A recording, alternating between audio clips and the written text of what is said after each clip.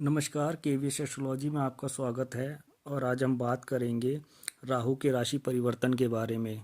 राहु देव इस साल मंगलवार 12 अप्रैल को सुबह 10:35 पर मेष राशि में गोचर कर जाएंगे, जिसके बाद राहु देव 30 अक्टूबर 2023 को दोपहर 1:33 तक इसी राशि में स्थित रहेंगे और फिर मीन राशि में प्रवेश कर जाएंगे। ज्योतिष शास्त्र के अनुसार राहु और मंगल में शत्रुता मानी जाती है और मेष राशि मंगल की ही राशि है, जिसके कारण राहु का यह गोचर कुछ राशियों के लिए कष्टदायक हो सकता है, लेकिन कुछ राशियों के जातकों को इस गोचर का लाभ भी प्राप्त हो सकता है। तो बिना किसी देरी के चलिए जानते हैं राहु के मेष राशि में गोचर करने पर कैसा रहेगा मेष राशि से लेकर कन्या राशि के जातकों का हाल। मेष राशि के जातकों के लिए राहु पहले भाव यानी लगन भाव में गोचर करने वाले हैं। यहाँ पर राहु आपको मिश्रित फल देने वाले होंगे। राहु के इस गोचर के कारण आपकी बौद्धिक क्षमता में विकास होगा, जिसकी वजह से आप अपने लक्ष्य को पूरा करने में सफल होंगे। लेकिन लगन में बैठा राहु आपको स्वार्थी और लालची भी बना सकता है, जिसकी वजह से आप किसी को धोखा देने से भी नहीं हिचकिचाएंगे। यहाँ पर बैठा राहु आपको स्वास्थ्य संबंधी परेशानी भी दे सकता है, इसलिए स्वास्थ्य के प्रति लापरवाही बिल्कुल भी ना बरतें। इस समय में आपकी महत्वाकांक्षाएं बढ़ेंगी और उन्हें पूरा करने के लिए आप किसी भी हद तक जा सकते हैं। आप इस समय में भौतिकवादी जीवन जीने में खुद को केंद्रित करेंगे। यदि आप किसी से प्रेम करते हैं तो आपको अपने प्रेम जीवन में समस्याओं का सामना करना पड़ सकता है। वहीं शादीशुदा लोगों को पारिवारिक जीवन में चिंता, परेशानी और तनाव का सामना करना पड़ सकता है। वहीं इस राशि के कुछ शादीशुदा जातक एक्स्ट्रा मैरिटल अफेयर में भी पड़ सकते हैं, इसलिए सावधान रहें। पिता के साथ भी इस समय में आपको तनाव का सामना करना पड़ सकता है या फिर इस समय में आपके पिता का स्वास्थ्य खराब हो सकता है। वृषभ राशि के जातकों के लिए राहु का गोचर 12वें भाव में होने जा रहा है, जिसे व्यय भाव भी कहा जाता है। राहु के इस गोचर के कारण इस समय में आपकी लंबी यात्राएं हो सकती है। वहीं इस राशि के जो लोग विदेश जाना चाहते थे, उनकी यह इच्छा इस समय में पूरी हो सकती है, लेकिन इस समय में आपके खर्चों में भी वृद्धि हो सकती है, इसलिए सोच समझकर ही खर्च करें। इस समय में आपको कानून के विरुद्ध भी कोई कार्य नहीं करना चाहिए, नहीं तो आपको जेल यात्रा भी करनी पड़ सकती है। लेकिन यदि आपका कार्य हॉस्पिटल या फिर विदेशों से जुड़ा हुआ है तो यह राहु आपके लिए काफ़ी लाभदायक है। इस समय में आपको अपने पारिवारिक जीवन में अशांति का सामना करना पड़ सकता है।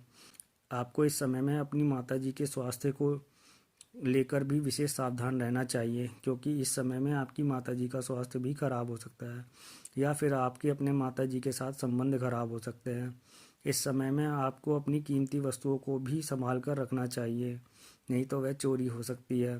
ससुराल पक्ष से भी आपको इस समय में कोई लाभ हो सकता है, लेकिन ससुराल पक्ष के साथ भी संबंधों को लेकर आपको सतर्क रहना चाहिए। मिथुन राशि मिथुन राशि के जातकों के लिए राहु का यह गोचर 11वें भाव में होने जा रहा है।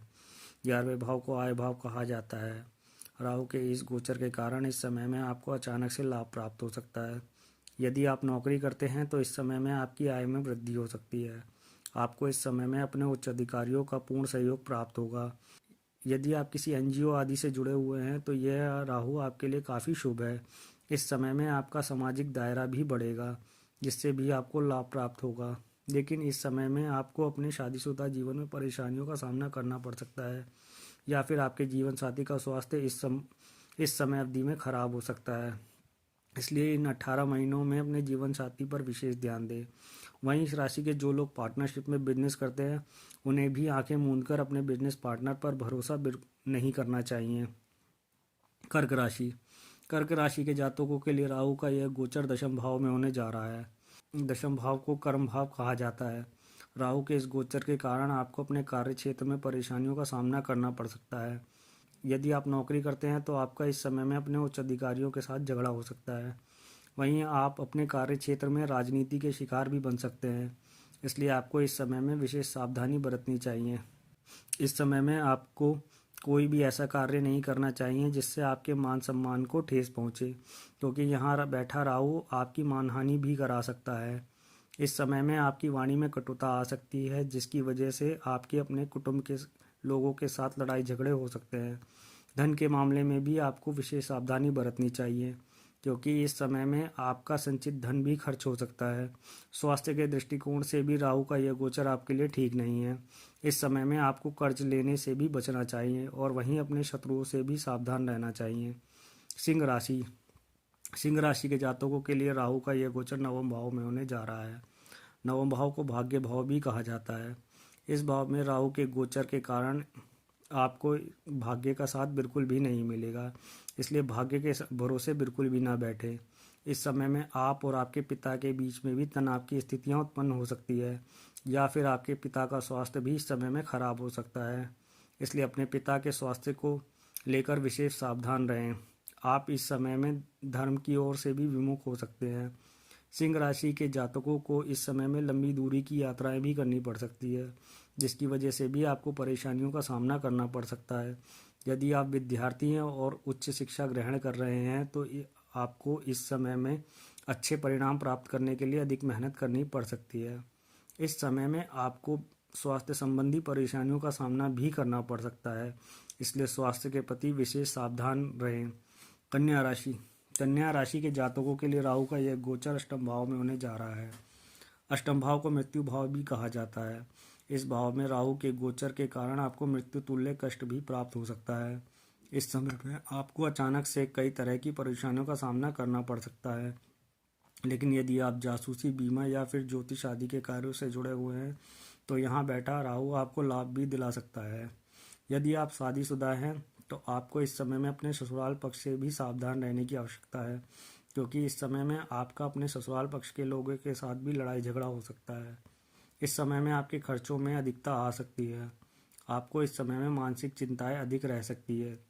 इसके साथ ही आपको अनिद्रा का भी सामना करना पड़ सकता है। पारिवारिक जीवन में भी इस समय में आपको कई तरह की परेशानियां उठानी पड़ सकती है। यदि आप इस समय में कोई प्रॉपर्टी खरीदना या बेचना चाहते हैं तो आपको इस समय में रुक जाना चाहिए, क्योंकि इस समय में आपको लाभ की अपेक्षा नुकसान अधिक हो सकता है। माता के साथ संबंधों को लेकर भी आपको इस समय में सतर्क रहना चाहिए।